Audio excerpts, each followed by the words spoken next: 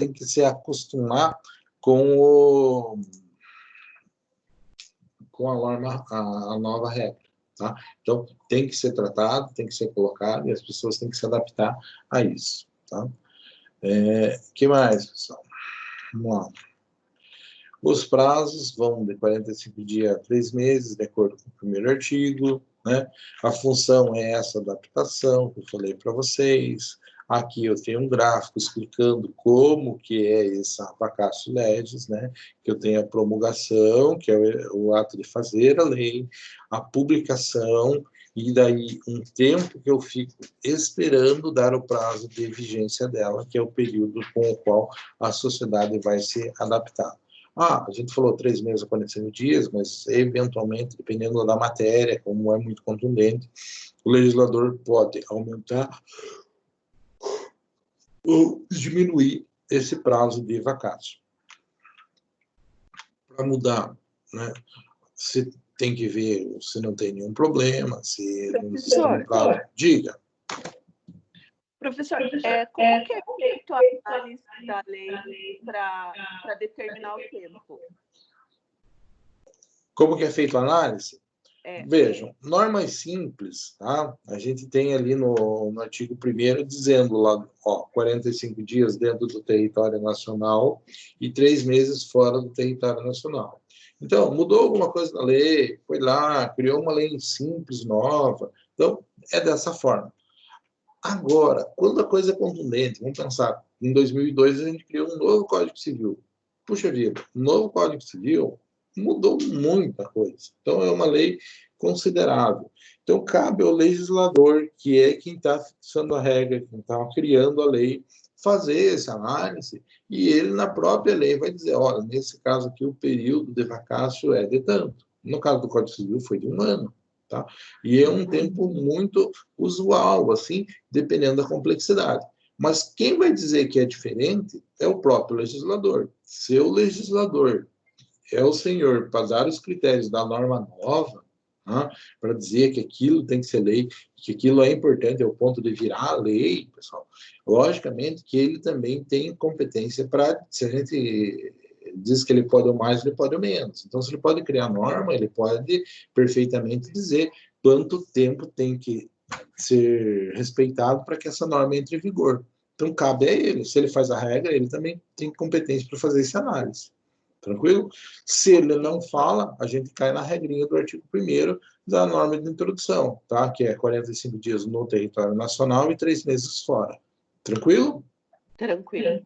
Tá? Mas a regra é simples. Por quê? Porque quem pode o mais, pode o menos. Ele pode criar lei, ele pode dizer em quanto tempo ela entra em vigor. Tranquilo? Tranquilo. Modificação, mesma coisa, né? Posso ter modificação, posso criar uma nova lei. Para mudar a nova lei, eu tenho que ter as mesmas regras para criar uma lei nova, e, dependendo do que for, eu tenho um novo período de vacatio, né? Não é que mudo a lei e vale amanhã. Não, vai ter o mesmo período que a gente tem previsto, de no mínimo 45 dias, tá? Passou a vacatio, passou isso, tornou-se lei efetiva, tá? Revogação, quando que vai revogar, ou seja, quando vem uma lei nova, quando está fora do contexto. Então, situações assim, bem objetivas. Então, revogação é quando que a lei deixa de vigorar, normalmente porque veio uma lei nova e tratou aquilo de uma forma diferente, tá? Posso alegar desconhecimento da lei? Não, pessoal. O artigo 3º diz bem claro, ninguém pode se excusar de cumprir a lei dizendo que não conhece. Então, por quê? Porque a lei é publicada no Diário de Justiça e todo mundo tem interesse de que a lei seja cumprida, e por conta disso eu não aceito ninguém dizendo não vou cumprir a lei porque eu não conheço. Isso não é um argumento plausível, tá? Tem exceção? Tem exceção. Opa, chegou mais gente. Quando ela entra simultaneamente dentro e fora do território nacional, então vai ter algumas situaçõezinhas onde a gente se preocupa com isso. Não se preocupem na prática, não é uma coisa que a gente enfrenta no dia a dia, tem que saber que existe, e se tiver dúvida, pega o código, pessoal, artigo 3º, e resolve a situação. A lei é omissa? Eventualmente pode ser, mas o magistrado nunca pode dizer isso aqui não está na lei. Ele vai ter que pegar naqueles negócios que nós falamos lá, que é o costume, princípios gerais, outra lei parecida, e resolver o problema prático que foi julgado para ele, e o que é pior, resolver e explicar por que ele entende que aquilo é justo. Tá? Então, ele vai ter que fazer isso. Senão, vai ter recurso, ele vai ter que refazer a situação, ou vai ser nomeado outra pessoa para resolver esse negócio. O que mais, pessoal? Analogia. Diga. Na verdade, uma dúvida que surgiu agora, eu acho que é meio boba. Eu acho que não existe esse tipo de coisa. Mas, Tá. por exemplo, foi feita uma lei nova e foi revogada a lei anterior. Tá. Só que viram que essa lei nova não funcionava e era melhor ficar com a anterior. Pode acontecer essa lei nova, tipo, revogarem ela a lei anterior? Puxa, é comum haver reforma, tá? É comum haver alteração, uma série de coisas, e a lei sempre está mudando, tá? Eu dou aula de processo civil, e o processo civil é a forma com que o processo caminha na justiça. E parece que nada muda tanto quanto o processo civil. Por quê? Justamente por isso que você falou. Ah, vamos fazer de um jeito. Puta, daqui a pouco você vê que aquele jeito não funcionou. Daí vamos mudar de novo. Agora, vamos mudar de novo? Não existe a possibilidade, pelo menos eu desconheço um caso onde tira a lei nova e vão ficar com a lei velha. Não, vai ter que ser feita uma outra lei, né, que vai ser igual à lei velha, mas não existe a possibilidade da lei velha voltar a vigorar, entende? Uhum. Que acontece na prática isso que você está falando, acontece. Puta, mudamos o negócio, não funcionou, vamos ter que voltar para trás. Isso acontece em tudo na vida, né? Acontece no direito também. Mas não existe possibilidade, viu? Essa lei aqui nós usamos, não deu certo, vamos tirar ela fora e vamos voltar para a lei velha. Isso não acontece, pessoal. O que acontece é criar uma outra lei que vai ser igual à velha. Tranquilo? Entendi. Uhum. Entendi. Não, beleza. Mas isso acontece. Analogia. O que é analogia? É resolver o conflito com base no conhecimento do juiz, usando analogia com outras situações. Pego uma lei que está regulamentando algo parecido e vou aplicar aquela lei ao meu caso concreto. Tá? Costume, que é uma fonte normal de direito, né? Normalmente o costume é o que vem sendo solidificado na lei. E os princípios gerais do direito são coisas que eu uso para resolver alguns problemas. Então, normalmente eu uso o princípio quando? Para tirar dúvida de interpretação da lei. Mas não tem nada, tem um problema, tem que ser resolvido, não tem lei específica, não tem nada nem parecido para resolver, eu vou fazer o quê? Vou usar os princípios gerais do direito. Equidade, usando aqueles critérios de justiça, tá? O juiz também pode usar equidade? Pode. É muito usual? Não é muito usual. O que é equidade? Consiste na adaptação da regra existente a uma situação concreta, observando critérios de justiça. Veja, é um conceito extremamente subjetivo, lacônico, assim. Então, o que é equidade? É tentar pegar um negócio lá e aplicar aqui de forma justa. Considerando que a justiça para cada pessoa pode ser diferente, a concepção de justiça é algo muito aberto, mas é o tipo de coisa que o juiz pode usar para resolver, né? Se a gente imaginar que lá no passado os pretores em Roma julgavam com base nos valores romanos, não tinha nada mais subjetivo do que aquilo, né? Que deu origem a todo o nosso sistema jurídico. Então, se os caras faziam lá, pode ser que hoje a gente precise fazer também, tá? Como é que eu resolvo conflito de norma no tempo? Então, tenho que ver qual que é mais específica, qual que veio primeiro, todas aquelas situações, tá? Coisas simples, estão tratadas aqui se vocês precisarem, tá? Limites territoriais, aonde que vale, né? Como é que faz com relação a conflitos de Estado. Nós vamos dizer que o conceito de soberania, uma forma de definir soberania, é aquele espaço sobre o qual o Estado é capaz de fazer valer a sua lei. Então, não adianta eu ter um pedaço de terra, dizer que é do Brasil e lá não valer a lei brasileira. Então, pode ser território brasileiro, mas o Brasil não é soberano naquele lugar. Então, soberania é um conceito bem interessante a partir do momento que você entende a concepção jurídica dele. Então, o que é um soberano? é aquela pessoa que consegue impor a sua vontade, é aquela pessoa, no caso de um país, que consegue impor o seu sistema jurídico. Então, um país é soberano a partir do momento que ele consegue impor o seu sistema jurídico. Não adianta eu ter um país se aquele país não consegue impor o seu sistema jurídico, ele é um país que não é soberano. Assim como nós vamos dizer um pai de família. Quando o pai de família é soberano? Quando ele consegue resolver as coisas da forma dele. A partir do momento que aquele sujeito não consegue resolver as coisas dele, ele não é soberano. Ah, professor, mas nem é legal mais. Não, nem é legal que o pai resolva as coisas sozinhos. A soberania em determinadas situações, por exemplo, não é boa, né? Se eu tenho um pai jacua, né? Um cara que viveu no século passado e que acha que aquilo é o certo e quer impor um regime absurdo para os seus filhos, né? For regras absurdas, é legal que ele seja soberano? Não, não é legal que ele seja soberano. É legal que todo mundo discuta e que faça valer aquilo que entende melhor. E no caso dos países, a mesma coisa. Então, esse conceito de soberania está muito ligado ao limite territorial de cada país. Tranquilo? Daí, coloquei algumas atividades e esse material está disponível aqui, mas eu estou colocando isso para vocês também, tá? Então, isso aqui já é coisa que ficou para trás. Então, a lei de introdução às normas do direito brasileiro, tá?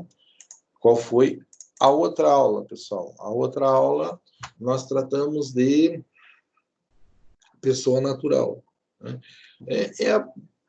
Eu acho assim que as aulas anteriores são muito importantes porque elas situam vocês no mundo jurídico. As próximas aulas a gente vai tratar de coisas bem mais elementares. Então, pessoa natural está dentro do código, no livro primeiro, tá? Tem 3 capítulos, que é pessoa natural, pessoa jurídica e o domicílio. E daí vou tratar capacidade, direito da personalidade e ausência. Nada muito complicado, tudo extremamente simples, mais simples do que a gente já falou até agora, tá? De pessoa jurídica, nós vamos falar ainda especificamente com relação a ela, que é quando eu, por uma ficção legal, eu crio alguém para possibilitar que algumas coisas sejam feitas, né? Eu vou ter capacidade, que é aquela pessoa que tem capacidade para fazer alguma coisa, e daí nós vamos dizer que existe capacidade de fato e capacidade de direito. Falamos bastante com relação a isso, e eu acho que a quarentena está perdendo efeito, pessoal, porque tinha os números de São Paulo que antes da quarentena ficavam me enchendo o saco, e que na quarentena os caras tinham parado, agora estão começando a voltar, quer dizer, os vagabundos estão trabalhando de novo. Então, vejam lá, né? Então, capacidade jurídica. Vamos dividir capacidade jurídica em 2 coisas, capacidade de direito e capacidade de fato. Capacidade de direito todo mundo tem, tá? Personalidade é a possibilidade de você ter direito. Então, para ter personalidade jurídica, basta você nascer e você respirar. Nasceu com vida, você tem personalidade jurídica. Para você ter capacidade, daí vai um pouquinho além. Capacidade de direito é capacidade de ter direito. E capacidade de fato é capacidade de operar com esses direitos. Ou seja, nasci, beleza, respirei, então tenho personalidade jurídica. Beleza. Eu vou medir essa capacidade jurídica minha essa personalidade jurídica minha, eu vou medir ela com a minha capacidade. Eu tenho a capacidade de fato e tenho a capacidade de direito. Capacidade de direito é ser dono de direitos. E capacidade de fato é poder operar com esses direitos. Então, criança nasceu, viveu, beleza. Se nasceu, viveu, ela adquiriu o quê? Capacidade de direito. Capacidade de direito, ela é detentora de direitos. Então, ela tem direito à vida, direito a ser bem tratada, uma série de coisas.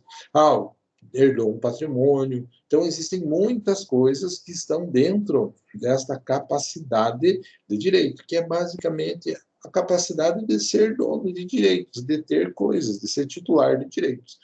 Quando a gente fala capacidade de fato, é a capacidade de operar esses direitos. Então, eu nasci, herdei uma casa, beleza. Enquanto não sou maior de idade, eu não posso operar essa casa, não posso dispor dessa casa, não posso fazer nada com essa casa. A partir do momento que eu adquiro a maioridade civil, eu me torno senhor disso e adquiro a capacidade de fato. Ou seja, com a capacidade de fato, eu faço o que eu quiser com esse patrimônio. E é disso que eu estou falando. Personalidade é característica diz que eu posso ter direitos. Capacidade de direito é ser dono de direitos. Capacidade de fato é poder operar, poder fazer o que quiser com esses direitos. Tranquilo?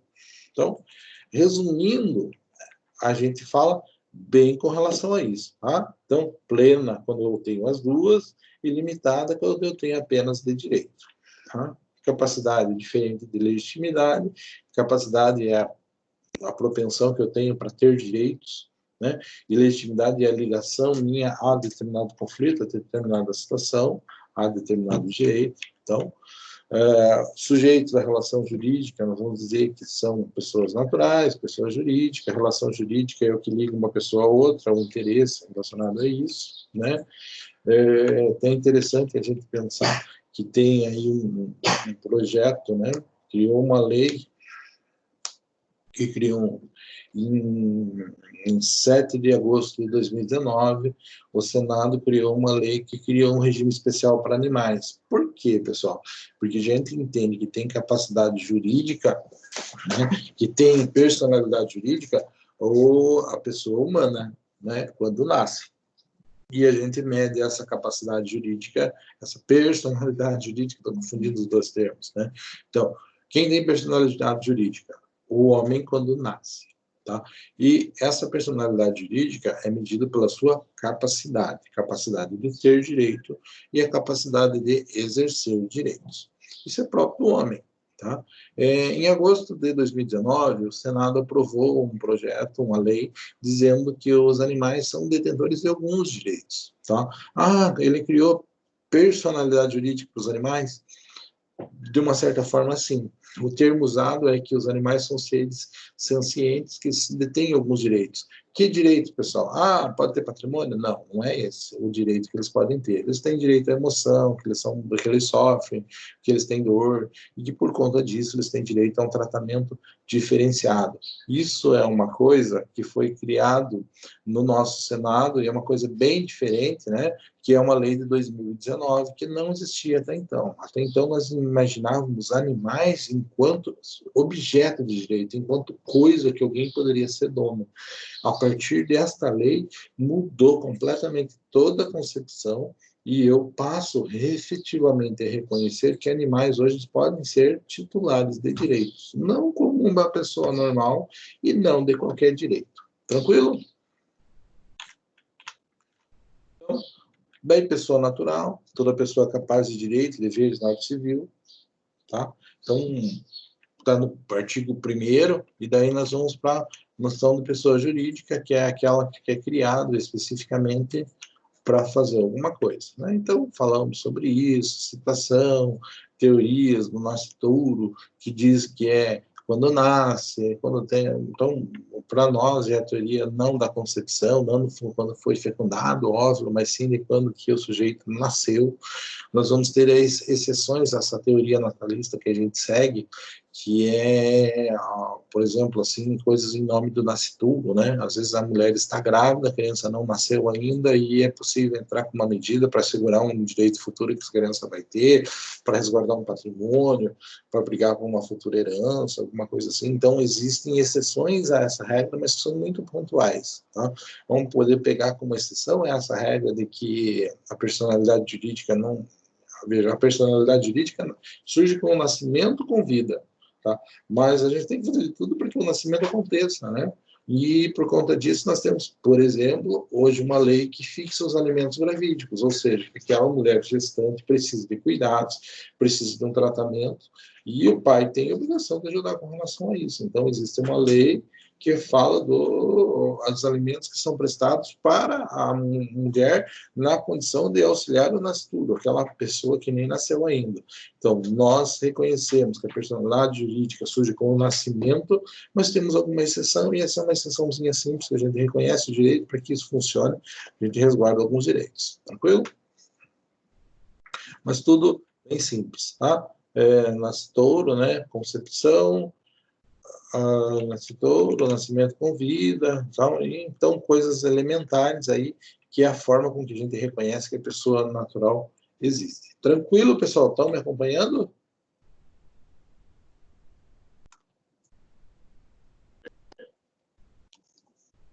Então, vamos seguir, tá?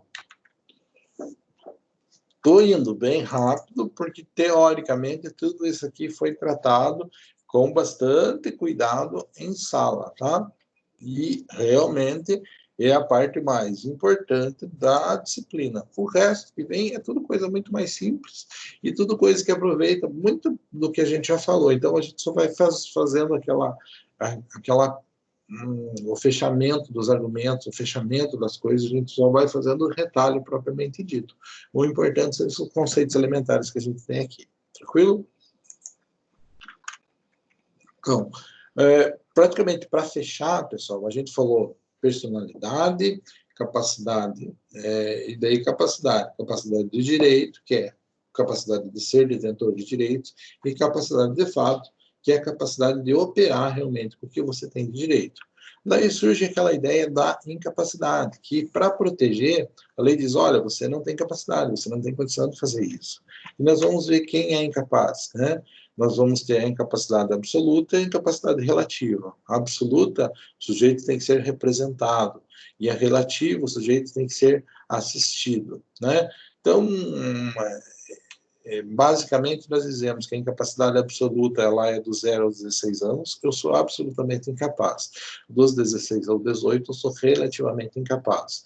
E nós vamos ter todas aquelas outras situações onde eu posso ter interdição, uma pessoa que é doente, a pessoa que não tem, em várias situações, onde eu posso declarar a incapacidade de uma pessoa por meio de uma ação de interdição.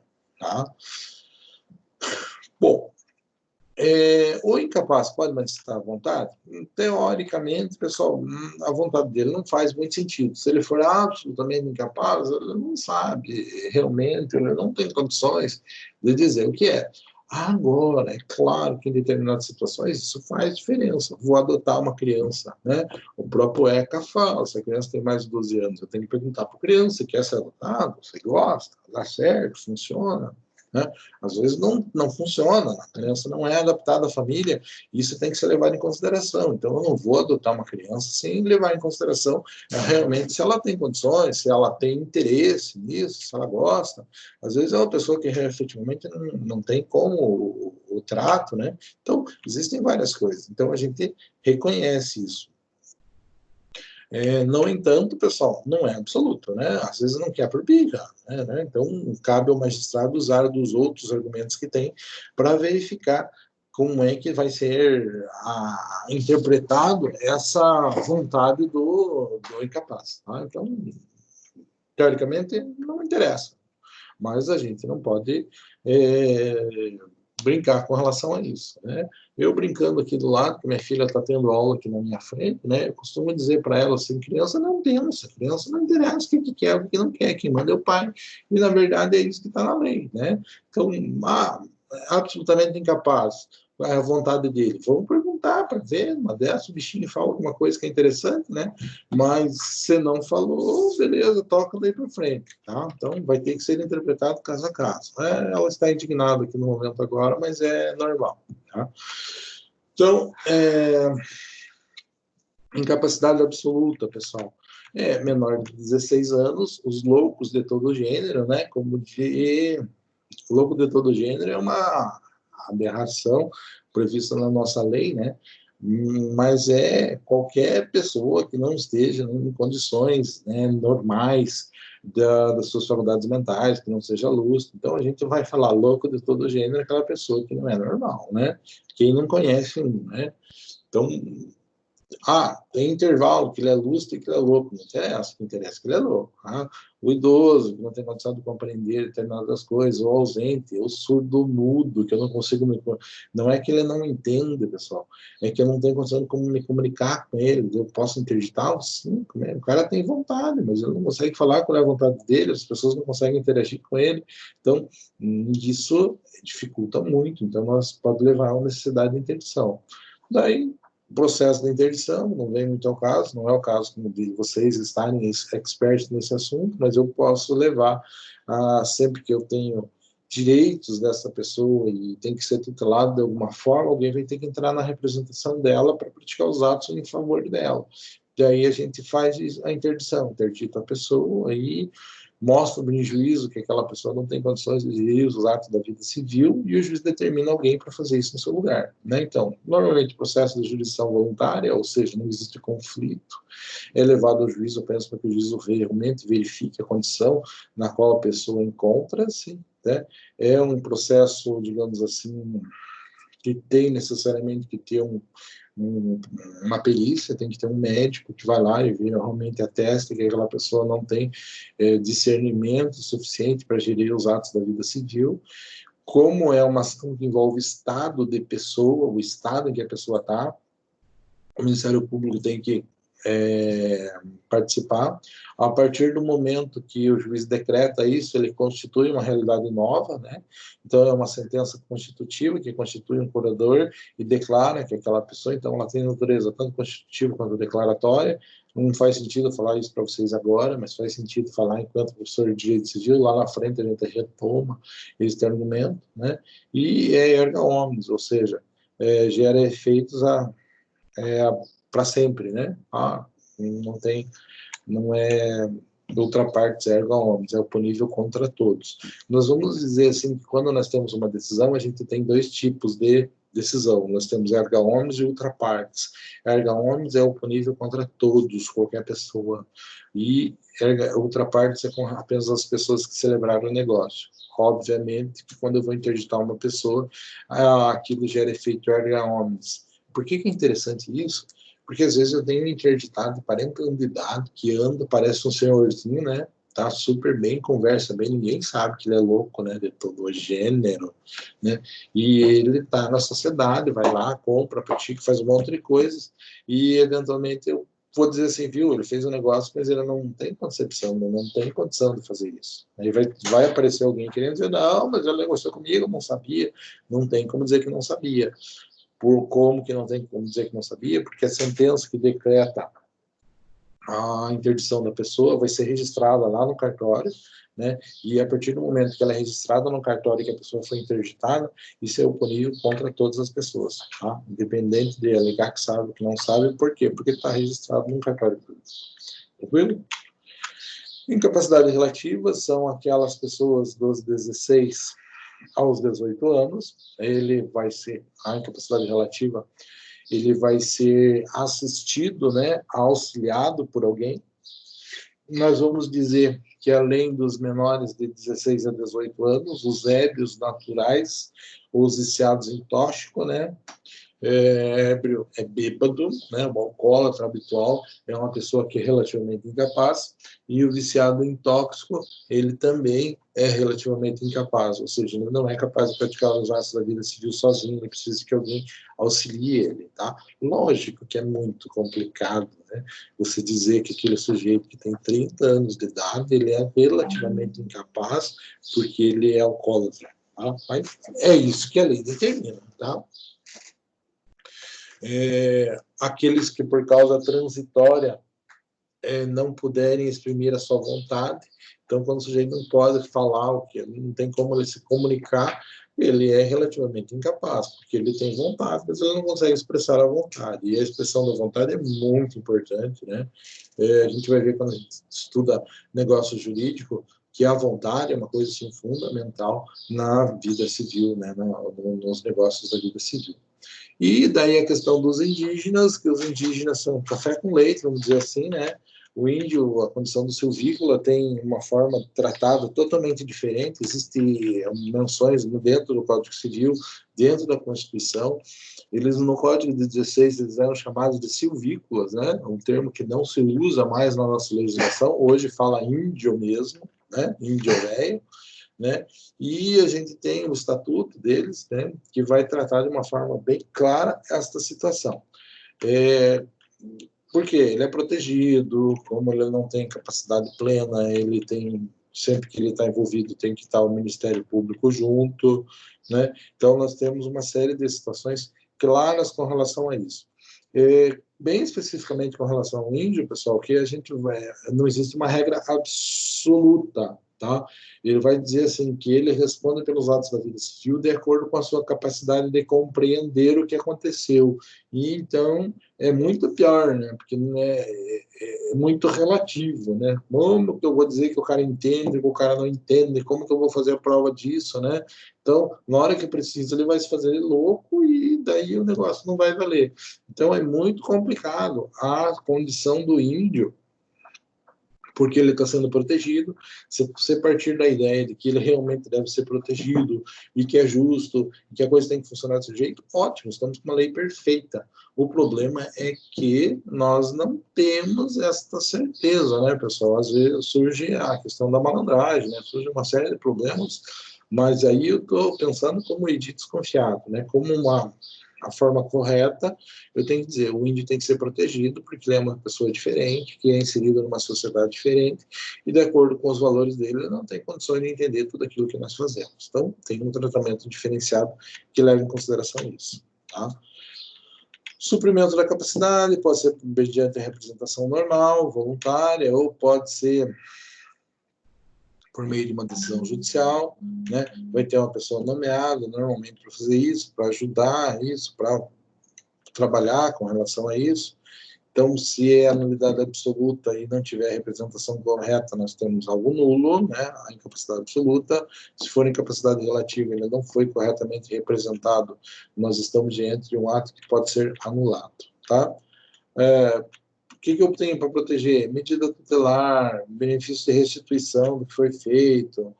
Quando que cessa a incapacidade? Quando o sujeito fica maior ou quando é feita a emancipação. A emancipação é só entre os 16 e os 18, tá? E quando casa, quando tem aprovado em concurso público, quando termina o grau superior, né? Pelo estabelecimento civil comercial, são coisas que fazem com que a pessoa fique, se emancipe, tá? Ganhei dinheiro, sou rico, tenho condições, não preciso de ninguém, sou emancipado, né? Porque se eu tive condições de oferir esta condição, automaticamente eu sou absolutamente capaz. É o que eu falo com meus filhos, né? Enquanto eu pagar suas contas, você submete a mim, e na prática é isso que a lei está falando, tá? Essas de emancipação voluntária, quando o pai vai lá e faz isso, judicial, quando é por meio de uma sentença judicial, e legal, quando se dá por conta do casamento, do exercício do emprego, pela colação de grau ou pelo estabelecimento financeiro. Tá bem?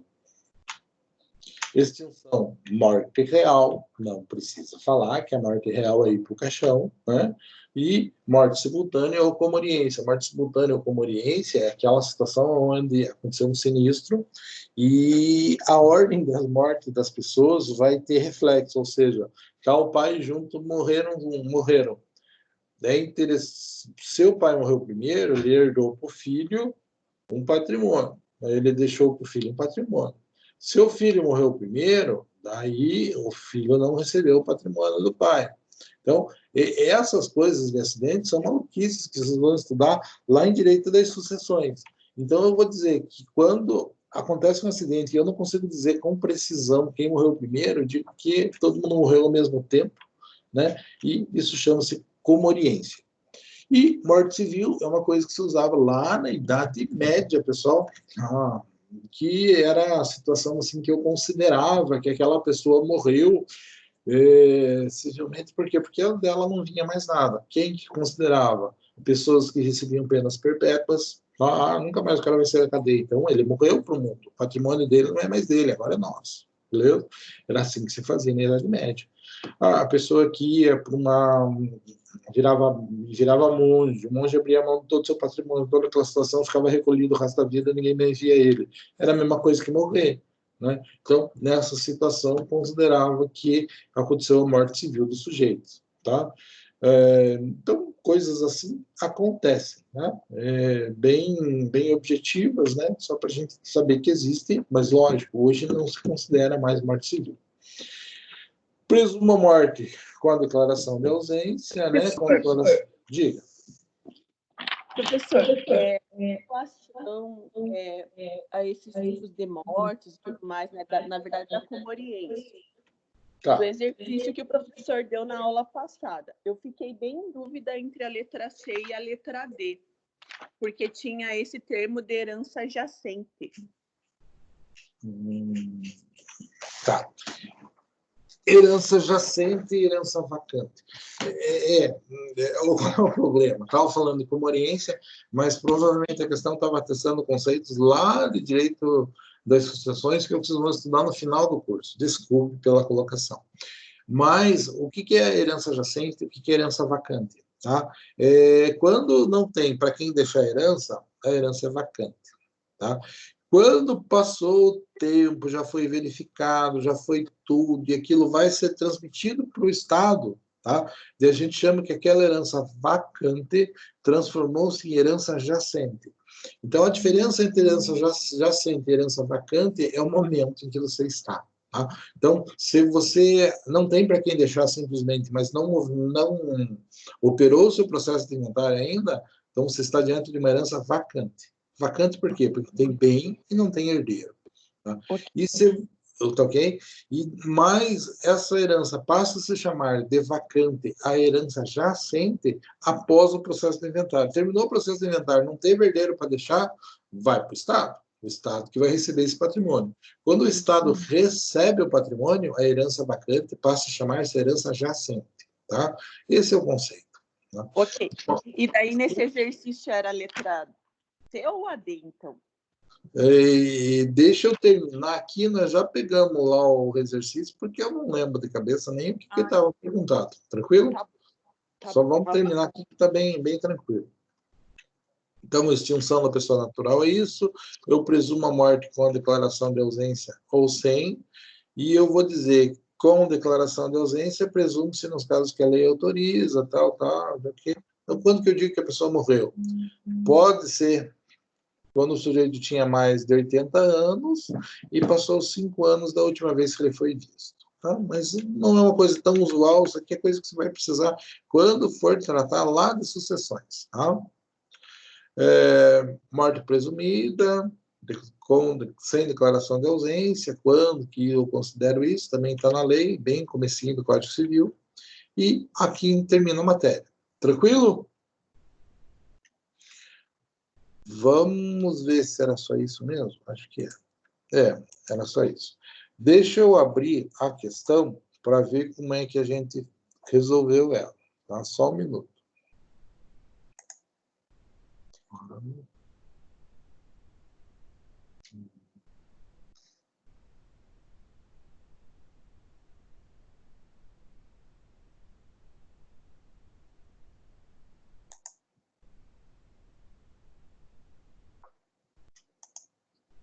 Qual que era a questão? Você lembra?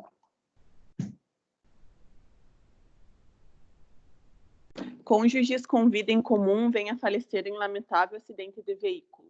Na mesma ocasião e em razão do mesmo acontecimento, sem que tenha sido possível se determinar quem morreu primeiro, conforme o laudo pericial realizado. Deixaram apenas parentes colaterais de terceiro grau, notoriamente conhecidos. Neste caso, daí tem as opções.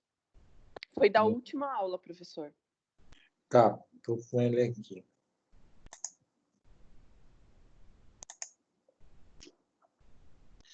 Tá, cônjuges com vida comum.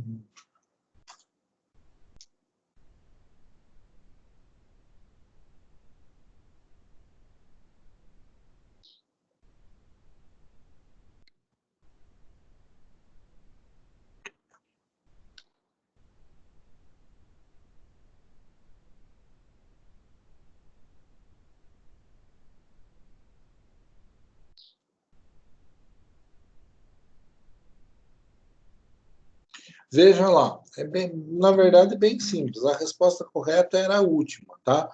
Mas vejam lá. Cônjuges, ou seja, pessoas casadas convivem em comum, vêm a falecer em lamentável acidente de trânsito. Então, morreu o casal no acidente de trânsito, já eram casados. Na mesma ocasião, em razão do mesmo acontecimento, sem que tenha sido possível determinar quem morreu primeiro, conforme o laudo pericial. Tá? Não tem filho, pessoal, e deixaram parentes colaterais. O que ele está dizendo? tinha um casal, esse casal tinha patrimônio e morreu num acidente. Não temos como dizer quem que morreu antes, tá? Nessa situação, é exatamente o conceito de comoriência, porque há um acidente e eu não sei quem morreu antes. Qual que é o problema, pessoal? Se tá o casal no carro, não tem filho e tem patrimônio, a hora que ele morre, para quem que vai o patrimônio? O patrimônio volta para os pais. O casal não tem mais pai, mas tem irmão, tranquilo? Então vai para os colaterais, vai para os irmãos dele, tranquilo? Tranquilo. Entendeu essa sequência? Sim. O que acontece? Nesse caso, pessoal, se morre primeiro a mulher, e isso está provado, então o patrimônio da mulher, nesse caso, vai necessariamente ser dado pelo marido, beleza? Beleza. O marido herdou isso. Dali um dia morre o marido. O que vai fazer com esse patrimônio? Esse patrimônio vai para os pais do marido, na falta dele, para os irmãos do marido. Tranquilo? O que aconteceu com os parentes da esposa? Não recebem nada. E é aí que está a situação. Então, nesses casos onde eu não tenho certeza para dizer quem morreu antes, eu digo que os dois morreram ao mesmo tempo. Então, o patrimônio dos dois não vai para um ou para outro, logo ele acaba sendo dividido entre os parentes de ambos de forma igual. Tá ok? Okay. É esta situação que esta questão invoca. Né? Ela caiu aqui, eu perguntei para vocês, por quê? Porque vocês tinham possibilidade de perguntar, né? E basicamente porque é em direito das sucessões que o conceito de comoriência, que é essa morte comum, se aplica. Tá? Mas não vai cair nada nem parecido com isso na prova, é só para vocês entenderem realmente o que a gente quis dizer com isso. Tranquilo? E a questão, na verdade, ela explica bem para que serve a comoriência. Beleza? Entendeu? Sim, mas assim, eu fiquei em dúvida nessa questão entre a letra C e a letra D. Eu acabei, né, ficando com a letra D porque eu achei que tinha mais a ver, né, com o que a gente teve em aula, mas eu realmente fiquei em dúvida por causa dessa herança jacente, porque daí eu fui procurar na internet o que era, e eu vi que é depois do inventário e tudo mais, vai para os parentes. Então eu pensei, não, pode ser também, porque vai ocorrer o inventário, não vai, professor? Veja bem, mas a letra C é aquela assim, não tendo sido possível determinar o qual das vítimas faleceu antes, caberá simplesmente no tempo oportuno a declaração judicial da herança jacente. É essa que você marcou? Não, eu marquei a letra D, mas eu fiquei em dúvida. Eu fiquei em dúvida entre a letra D e a letra C. Mas veja, nunca seria jacente nesse caso, porque tem herdeiro, né? A questão está dizendo ali bem claramente que existia herdeiro colateral. Uhum. Então, se existe herdeiro colateral, essas pessoas vão receber. Então, não é herança jacente. Porque a herança jacente só vai para o Estado, é isso? Exatamente. Herança vacante não tem herdeiro. Puta, o Estado foi lá, movimentou o processo de inventário, recebeu aquela herança. A herança que o Estado recebe chama-se de herança jacente. Tranquilo? Entendi. Uhum, então, entendi. É porque eu fiquei... Era um conceito, isso aqui é conceito de direito das sucessões. Não tinha como você saber, não tinha como lhe cobrar, desculpe até uma pergunta como essa, mas a questão é, nunca seria jacente, porque a própria questão diz que existiam herdeiros colaterais. Uhum, entendi. É porque eu comecei a ler várias coisas e daí eu fiquei em dúvida, porque no material que eu estava lendo não estava falando que só vai para o Estado a herança, que daí estava lá parentes e tudo mais, e por isso que eu fiquei em dúvida, mas se só vai para o Estado, então não tenho nenhuma dúvida com relação à questão. Não, é essa a questão, com certeza. Mas é um tema que não tinha como cobrar de vocês. Desculpe, é que você pega pelo uma palavra, assim, né? E quando fala em comoriência, necessariamente vai falar em sucessão. Não tem outra aplicação para esse instituto. Tranquilo? Não, beleza, tranquilo. Então, beleza, pessoal. Pessoal, fiquem com o meu contato, tem nas apresentações, se alguém não anotou ainda, pode mandar e-mail, pode perguntar o que for, e semana que vem a gente se encontra aqui às 8h30, para vocês fazerem a provinha, mas eu vou estar aqui no Teams, quem quiser abre a cama, podemos conversar, fazer, né? Dependendo do que for, a gente já resolve. Só quando é a prova sua? Como? Pode repetir só quando é a sua prova? Vamos fazer no horário de aula às 8h30. Vamos fazer a prova vai estar disponível no AVA, né, pessoal? Como todas, eu já fiz a prova, só não liberei para vocês, porque eu não sei, vai que eu libero e vocês podem fazer a prova já e ficar uma semana consultando, né? Na próxima semana, né? Próxima semana no horário de aula. Tranquilo?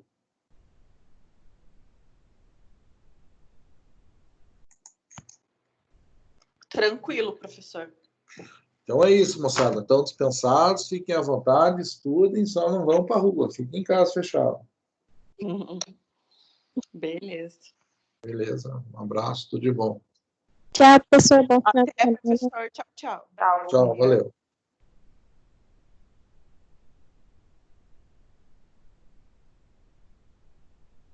Tô tão feliz.